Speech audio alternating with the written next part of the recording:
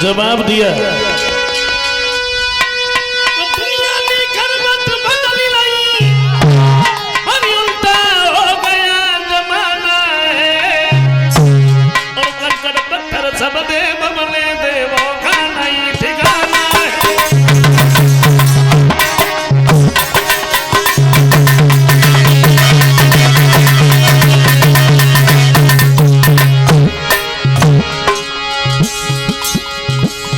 वैसे नारद कहते हैं तुम्हें नहीं मालूम क्या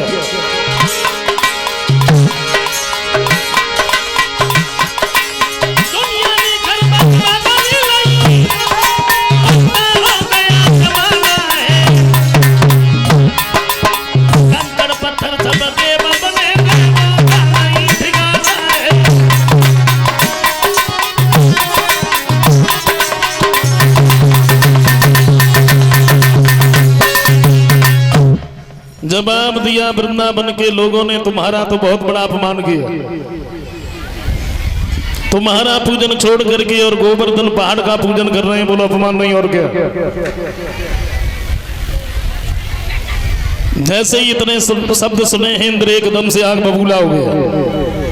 वृंदावन के लोगों की ये मजाल, मेरा पूजन छोड़ करके और गोवर्धन पहाड़ का पूजन। मेघों के राजा को बुला लिया और एक बात कही है, तुम चले जाओ वृंदावन के ऊपर, इतनी घनघोर वर्षा करो कि वृंदावन बह करके यमुना में चला जाए। और एक बात का ध्यान रखना, श्याम और बलराम अगर तुम्हें कहीं मिल जाए तो उनके ऊपर बिजली पटक दे, मार देना। वही हुआ। मेघ जब चले हैं तो बिजली चमकने लगी, बादल गरजने लगे, पानी बरसने लगा हुआ था।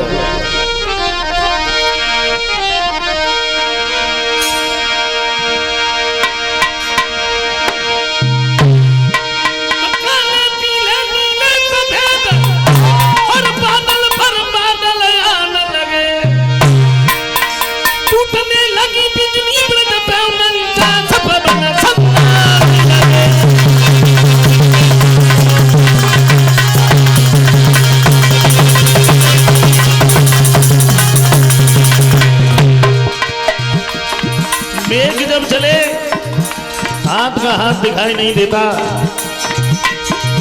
अंधेरा छा गया। हुआ क्या?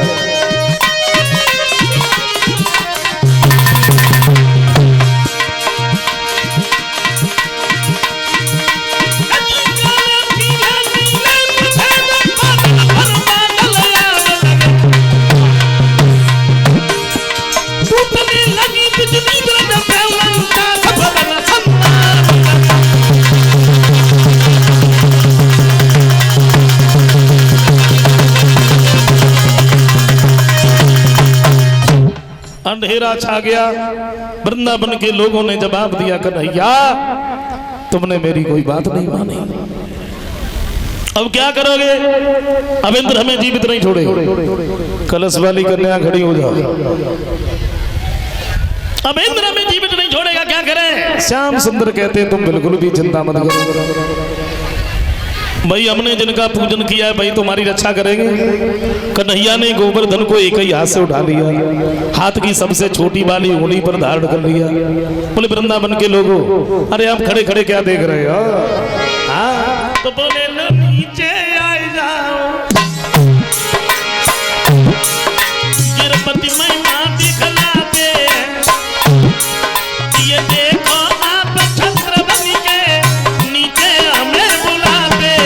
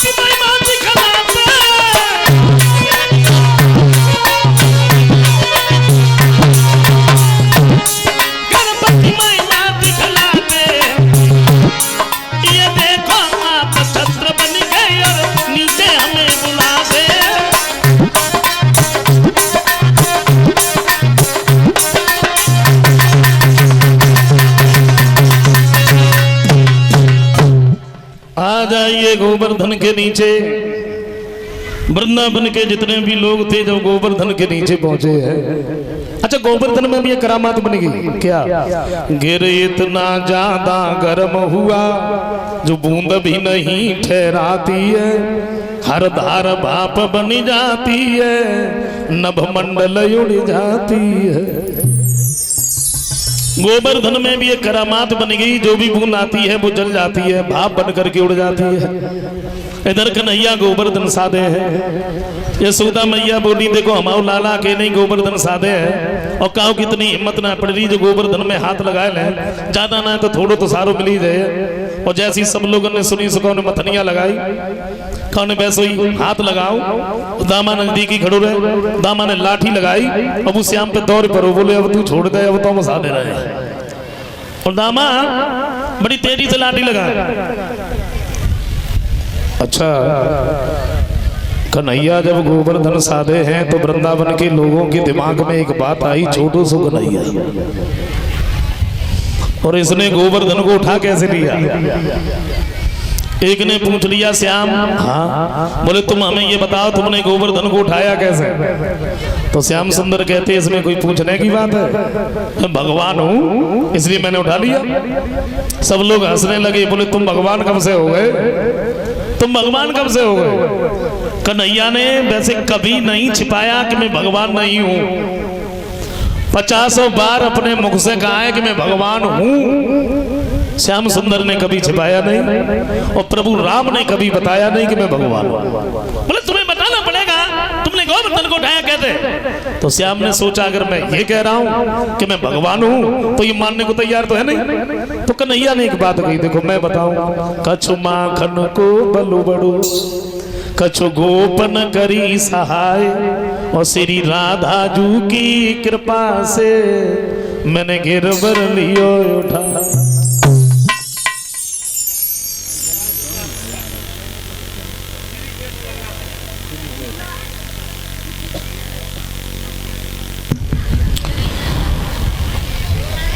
ये 500 रुपए हमारे पास में श्री कृष्ण जी की तरफ से आए हैं, जो नगला भजा के रहने वाले हैं। श्री कृष्ण जी की तरफ से हमारे पास में 500 रुपए। श्याम सुंदर बोले देखो मैं बताऊं, घर घर की माखन खाते रहे वो शक्ति है हमारे अंदर,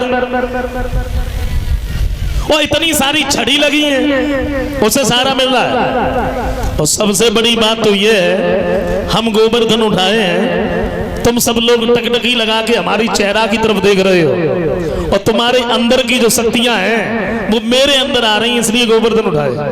अच्छा, और तो कोई नहीं बोला। मनसुखा जो रहे दामा के नजदीक ही खड़ो रहे, सब धीरे से दामा से बोलो, रे दामा।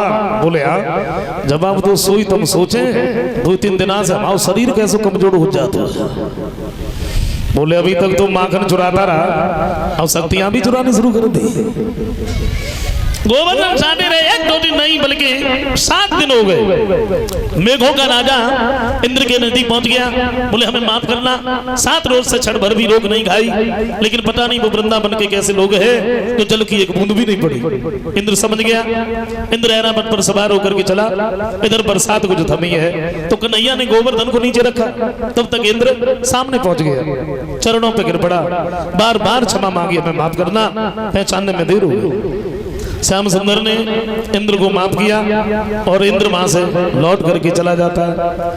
इधर कन्हैया अपनी बाल लीलाओं में लगे। अच्छा, वृंदावन बरसाने की जितनी भी गोपियां हैं ये श्याम सुंदर को बहुत चाहती हैं, हमेशा यही सोचा करती हैं कन्हैया हमारे नजदीक ही बने रहे। लेकिन ये स्नान करने के लिए जाती हैं तो नगिन होकर के स्नान करती हैं। तो श्याम ने सोचा हमें बताना चाहिए, नगिन होकर के स्नान नहीं किया जाता। तो पहले तो श्याम सुंदर ने समझाया देखो नगिन होकर के स्नान नहीं किया जाता है, लेकिन ये नहीं मानी।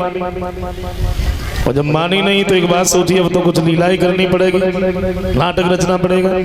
तो चीर हरण करने के बाद में श्याम सुंदर ने इन्हें बताया देखो नगिन होकर के स्नान नहीं किया जाता है, कमर से ऊपर अगर जल है तो स्त्रियों को उसमें घुसना नहीं चाहिए, जल के रहने वाले वरुण देवता का अपमान होता है, दूसरे स्त्री का पतिव्रत धर्म नष्ट होता है। और नारियों को चाहिए कि अपने घर पर भी कभी नगिन होकर के स्नान न करें, लक्ष्मी सदा सदा के लिए चली जाती है, अपराध है। नगिन होकर के स्नान करना। और फिर जरा सोचो, नगिन होकर के स्नान कर रहे हैं, वस्त्र बाहर रखे हैं, और तब तक कोई आया, मन चला, वस्त्रों को उठाया, चला गया।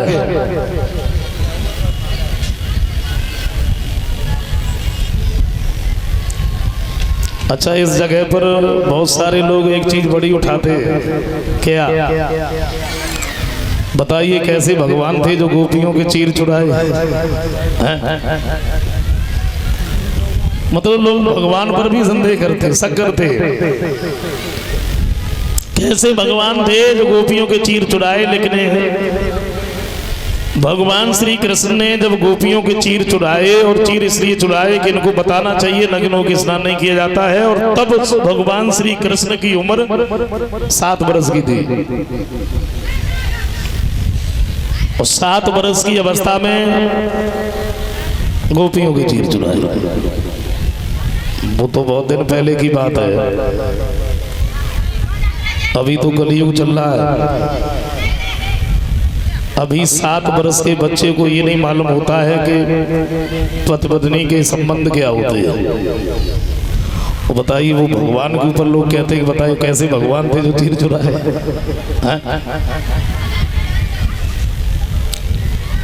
गोपियां कहती हैं मेरी इच्छा है क्या आप हमारे साथ में महाराज करो। बोले अभी नहीं, जब समय आएगा तब हम बताएंगे। धीरे धीरे धीरे धीरे जब समय बीता है,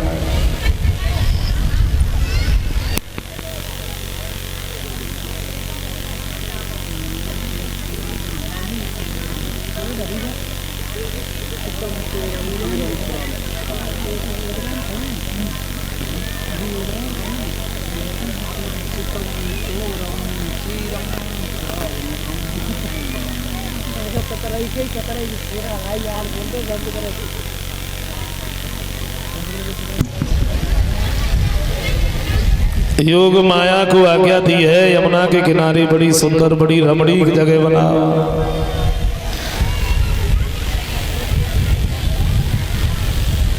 और बड़ी सुंदर जगह बनाई है।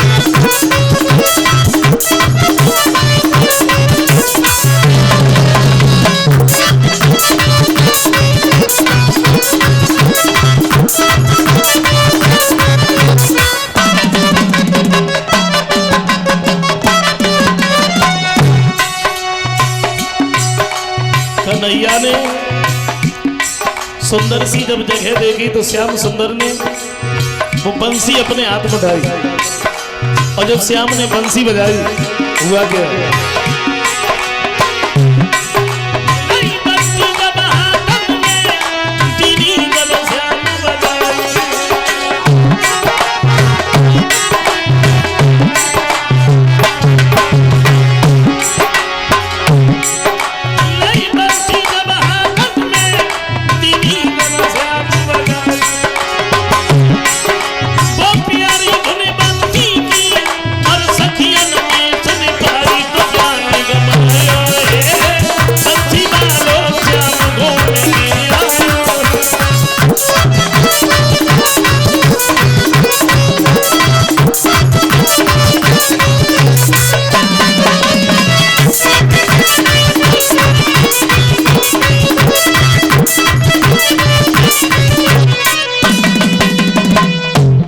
कन्हैया ने सुंदर सी जब जगह देखी तो श्याम सुंदर ने वो सुंदर बंसी अपने हाथ में उठाई है और श्याम ने वो सुंदर सी बंसी जब बजाई, बंसी की धुन गोपियों के कान में पड़ी। कोई घर में झाड़ू लगा रही थी, कोई बर्तन साफ कर रही थी, कोई श्रृंगार कर रही, कोई भोजन बना रही और बंसी की धुन जब सुनी सब कुछ ही भूल गई।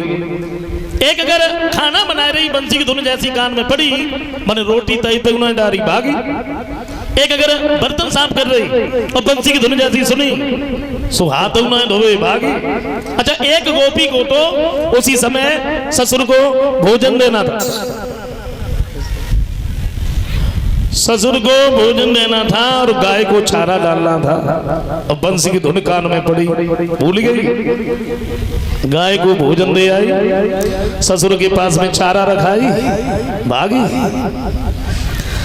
अच्छा, कर श्रृंगार कर रही और श्रृंगारू करती जाती, बंसी की धुन में नाचती जाती। अब जना मालूम नाक की चीज सुपायनम कर रहे, खुश बहुत हुए, श्रृंगार किया।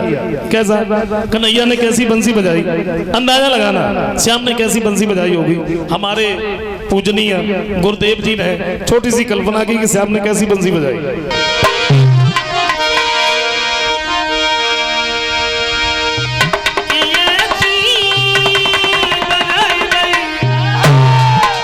कैसी? अरे ऐसी बजाई नहीं और बछुरिया रे चल ऐसी बजाई नहीं बछुरिया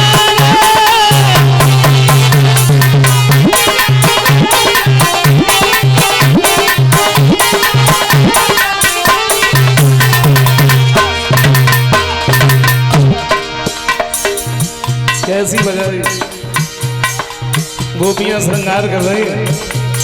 अच्छा, बंसी की धुन में नाचती जाती, श्रृंगारू करती जाती। श्रृंगार किया कैसा?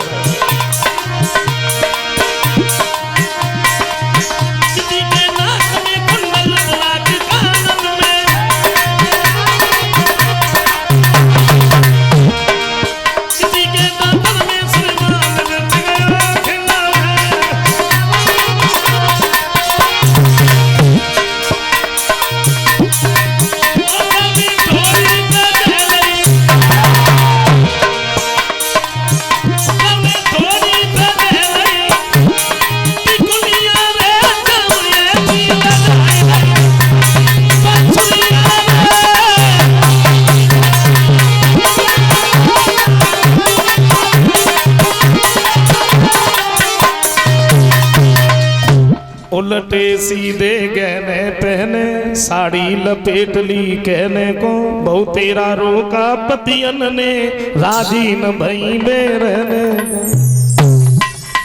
बंसी की धुनें सुन के भागी, अब भागती जा रही है। बंसी की धुन तो सुनाई पड़ रही है, श्याम सुंदर दिखाई नहीं पड़ रहे। और जब कन्हैया दिखाई नहीं पड़े तो एक गोपी दूसरे को हाथ पकड़ के बोली है, क्या ऐसी भागती रहोगी?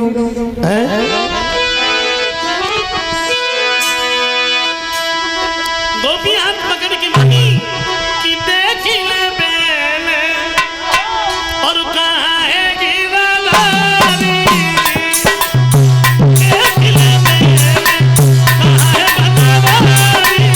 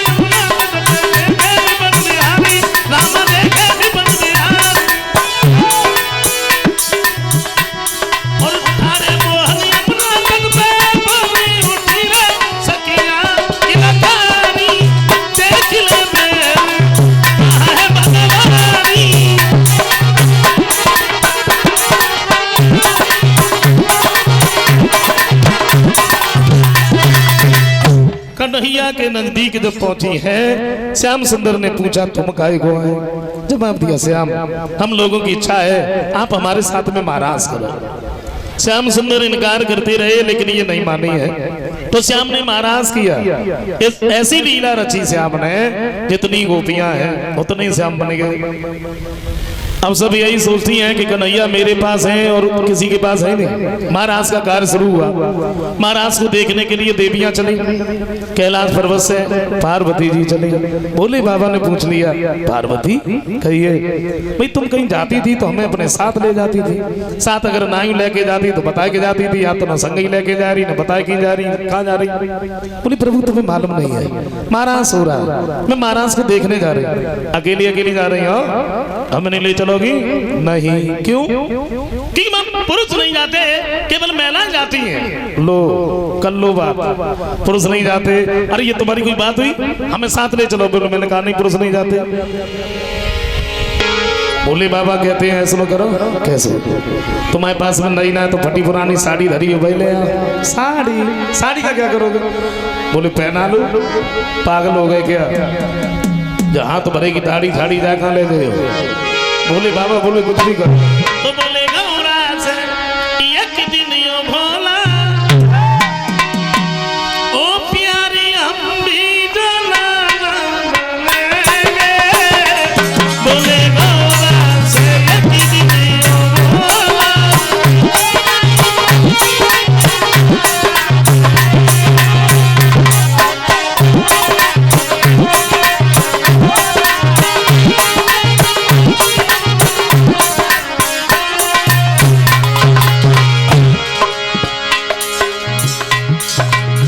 बोले बाबा बोले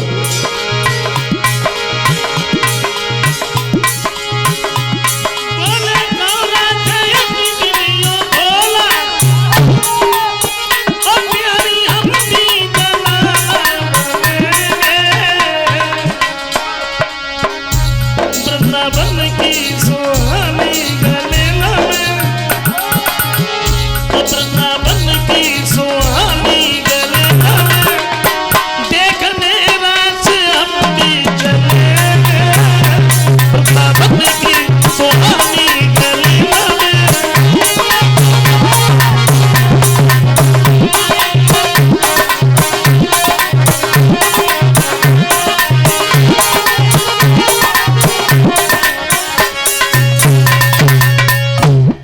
जवाब दिया महाराज जरूर दिखा। भोले बाबा कैलाश पर्वत के अंदर घुस गए, औरतों वाला श्रृंगार किया, साड़ी पहनी, घूंघट निकालो, सामने खड़े हो गए। चलो अब का देख रही ठाड़ी ठाड़ी। पार्वती बोली प्रभु वहां किसी ने पहचान लिया तो भोले बाबा बोले तुम बैठो यहाँ और मैं चला वहां। आगे आगे पार्वती, पीछे से भोले बाबा लम्बों से घूंघट मारे जा रहे। महाराज में अंदर नहीं घुस पाए। दरवाजे पे गोपी ने रोक लिया। ठहरो, कहाँ जा रही हो? पार्वती बोली ये कोई पूछने की बात है? महाराज हो रहा है, महाराज देखने आए। गोपी कहने लगी जाइए जाइए, लेकिन ऐसे नहीं। फिर पहले अपना परिचय लिखाओ। परिचय मतलब? तुम आई कहाँ से हो? तुम्हारा नाम क्या है? तुम्हारे पति का नाम क्या है? उसके बाद में जाओ। पार्वती बोली तुमने हमें पहचाना नहीं? नहीं तो मैं कैलाश पर्वत से आई हूँ। अच्छा अच्छा, भोले बाबा की पत्नी हो ना? हाँ बिल्कुल ठीक। अच्छा ऐसे करो तो तुम जाओ जाओ। पार्वती जैसे ही अंदर बढ़ी, भोले बाबा इनके पीछे पीछे चले। गोपी ने रोक लिया, तुम कहाँ जा रही हो? रुको। अच्छा पार्वती लौट आई, क्या हुआ? जाने नहीं दिया। गोपी कहने लगी कैसे जाने दे भाई, तुम्हारी तुम्हें मालूम, तुम तो कैलाश पर्वत से आई हो, भोले बाबा की पत्नी हो, और जो लंबो से घूंघट मारे ठाड़ी, ये तो मालूम ही ना कौन है? कौन है तुम्हारे साथ है? जी। तो तुम्हें मालूम होगा? हाँ जी। कौन है ये? सोचिए अब क्या करें। और भोले बाबा से धीरे से एक बात कही, देखो हमने तुमसे कितनी मना करी और तुमने कोई बात मानी। अब जब पूछ रही है तो हम जाए बताएं तो बताएगा। अच्छा भोले बाबू धीरे से बोले, बोले कछू बता दो, भीतर निकल चले, फिर कौन सी चिंता है? गोपी कहने लगी क्या बट में बातें कर रही, कौन है? बोले तुम्हें मालूम नहीं है, ये कोई गैर थोड़ी है। क्या? हाँ गैर नहीं है। गणपति की मतलब? बोले हमारे लड़का जो गणेश है ना, कि मेरे बेटा की बहुरिया मानो रे सही।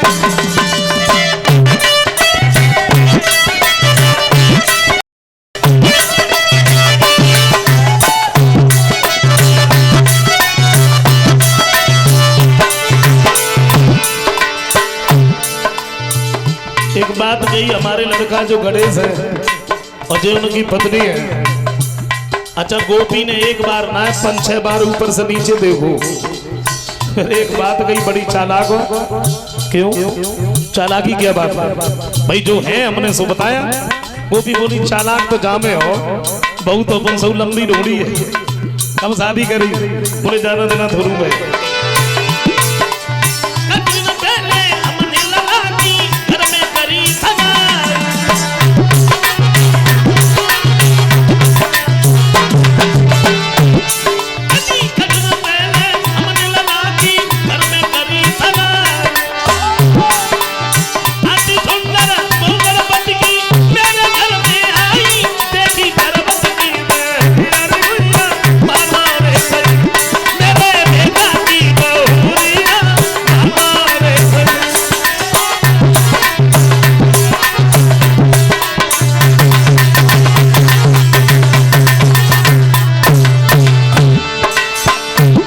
जैसे इतने शब्द सुने से गोपी दौड़ पड़ी।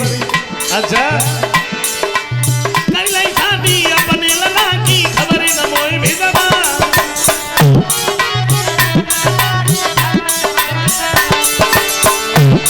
एक बात कही, तुमने शादी कर ली, हमें बिल्कुल खबर ही ना करी, कोई बात ना है।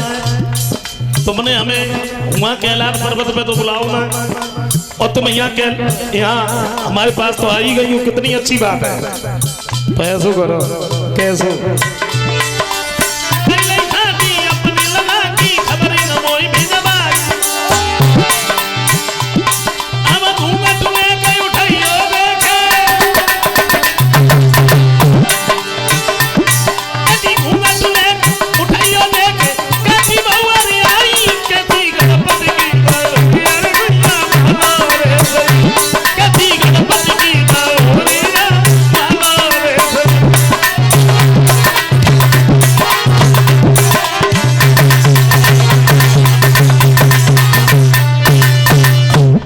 बोली नहीं, घूंघट उठा के दिखाए दे कैसी बहू आई, हम तो देख है। सोची है अब क्या करे। फिर एक बात कही, जब हम तुम्हारे घर पे आए गए तो तुम कह रही नहीं कि बहू दिखाए दो, यहाँ बिल्कुल ना दिखाए, और वहीं आइयो कैलाश पर्वत पे वहीं दिखाए। सही भोले बाबा को हाथ पकड़ो और भीतर नहीं चलेगी, चलो ना, बिना मतलब में देख रहे ठाड़े ठाड़े अंदर पहुंची है। अच्छा पार्वती तो आराम से महाराज देख रही, और भोले बाबा घूंघट मारे बैठे हैं। महाराज देख भी आए सो देख ना पा रहे, थोड़ो घूंघट ऊपर को चुकाते हैं, सब नजदीकी बैठी है, दौरे पत्ती नीचे न करे रहो, भजे चले आए वन से, वो तो बड़े परेशान। अच्छा आप लोग सोच रहे हो अगर घूंघट मारे तो कौन सी बड़ी बात थी, महाराज तो देख ही रहा थे। और क्षमा करें, आजकल जैसी दया है भगवान की पहले ऐसी ना थी जैसी आज हुई। और तो चाहे कितनों लंबो घूंघट मार ले, कितनों लंबो घूंघट मार ले, तो दूर से ढीला सी आंखें दिखाती रहती। हाँ बोले बाबा दाढ़ी से बड़े परेशान, सोच रहे अगर हमारे दाढ़ी ना होती तो हमारा दिल देखते। कितने परेशान मैं बताऊं, 1 मिनट की बात है। बोले बाबा दाढ़ी से बड़े परेशान। एक लड़की रहे, अच्छा सूर्य भगवान की बहुत बड़ी पुजारी है।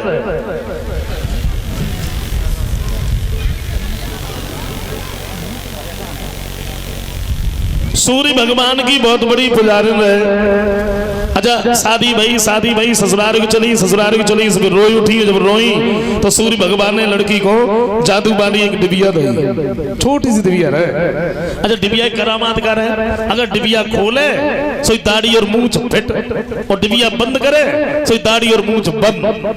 अब लड़की रोई वो तो भूल गई, बट डिबिया में लग गई, ससुराल में पहुंची। ये 201 रुपए हमारे पास में अरविंद यादव और हमारे सभी साथियों को 50-50 रुपए भेंट कर रहे हैं। अरविंद यादव जो मैनपुरी के रहने वाले हैं, और ये 500 रुपए हमारे पास में सदानंद मास्टर जी की तरफ से आए हैं। सदानंद मास्टर जी की तरफ से हमारे पास में जो 500 रुपए आए हैं, जो गांव थरौली के रहने वाले हैं। अच्छा, वो लड़की ससुराल में पहुंची, और जब ससुराल में पहुंची तो जल्दी जल्दी में वो डिबिया जो रहे वो गाड़ी में भूले आए। अच्छा, जब घर पे पहुंची तब उन्हें याद आई, सोची कहा करें डिबिया तो गाड़ी में रहेगी, घर पे मंगवा। तो उन्हीं के घर में रहे एक जनी, उन्हें कल जाना चले, जो कोई बुलाया सो नहीं बुलाया, सब लड़की ने बुलाया, बोले यहाँ बताओ, बोले हमारी डिबिया गाड़ी में रहेगी, और तुम ऐसा करो तुम हमारी डिबिया ले आओ, वो डिबिया लाए के हम तुम्हें 100 रुपया दिए, खोलियो ना, खोल के मत देखियो हम कहा है। सो भी चली गाड़ी के नजदीक आई, उन्हें डिबिया ढूंढी और डिबिया लेके घर की तरफ जा रही थी।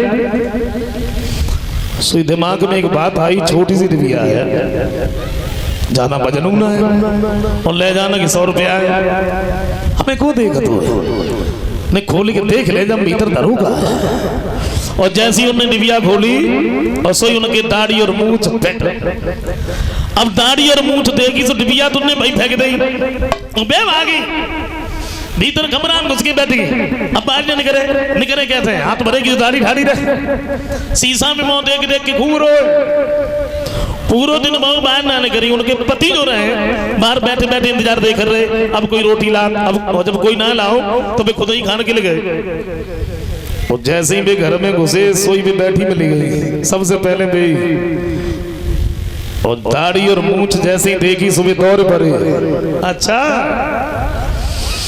शादी में हमने इतने हेतु रिश्तेदार बुलाए, 2-4 महात्मा लोग भी आए, और सब लोग तो बाहर बैठे हैं, तुम अंदर क्या कर रहे हैं, चलो निकलो बाहर। वे बोली देखो हम महात्मा ना। अच्छा, हाथ भरे की दाढ़ी खड़ी है, हमसे करें महात्मा नहीं, निकलो बाहर। बोले तुम्हें हो क्या गया है, हम महात्मा ना। बोले ऐसे ही निकले फिर लाठी उठाए, अब तो भी और परेशान। पर उन्हें सारी बात बताई, बट डिबिया हम लेके आ रहे थे, और जैसी हमने डिबिया खोली और वैसे ही तो पति बोले अगर ऐसी बात है तो तुम चिंता मत करो। अब पति जो रहे देख भाई दाढ़ी में ही लग गए, कैसे पति जो रहे वो दाढ़ी बनाए उठे, और जादू वाली डिबिया की जगह मात्र है एक तरफ से बनाए कि जब दूसरी तरफ नंबर लगाए तो बार उतनी फिर हो जाए। अब तो दोनों जने परेशान। फिर मैं लड़की को मालूम पड़ी, और वो लड़की ने वो डिबिया ढूंढवाई, और जब डिबिया लगाई तो उनकी दाढ़ी और मूंछ बंद हुई। तो भोले बाबा इधर दाढ़ी से बड़े परेशान है, सोच रहे अगर हमारे दाढ़ी ना होती तो महाराज जरूर देखते। लेकिन एक नजर श्याम सुंदर के ऊपर पड़ गई। सबके बीच में जब कन्हैया को नाचता हुआ देखा तो मन ही मन में एक बात सोची, हमें तो ऐसा लगता है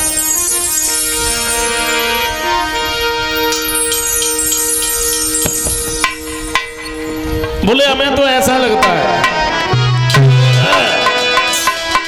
मन ही मन में लगा कि ना करिया करिया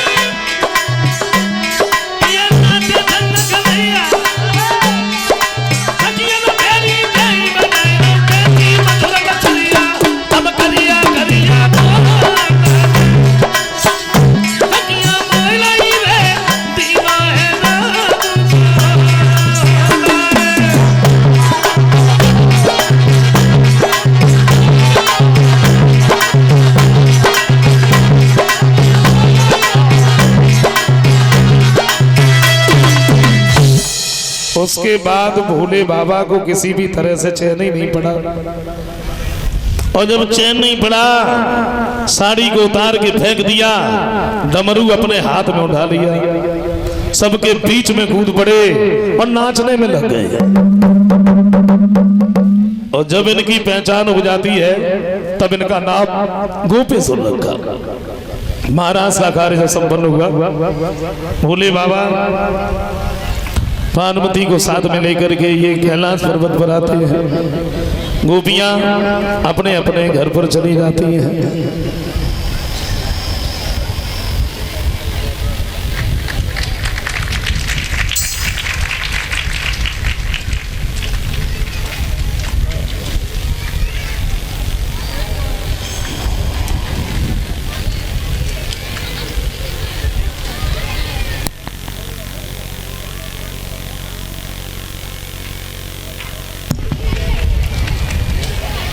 ₹100 पुनीत यादव की तरफ से आए हैं, जो कल्याणपुर के रहने वाले हैं।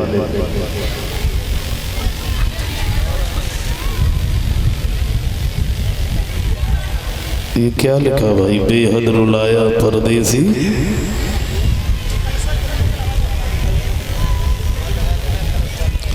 कलश वाली कन्या खड़ी हो जाओ।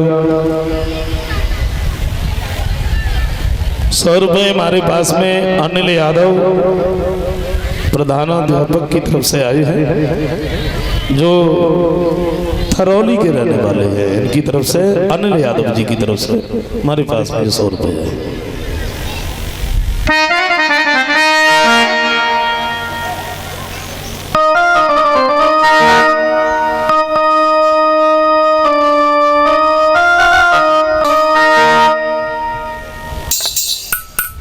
आइए एक लाल कीर्तन का बोल लेते हैं।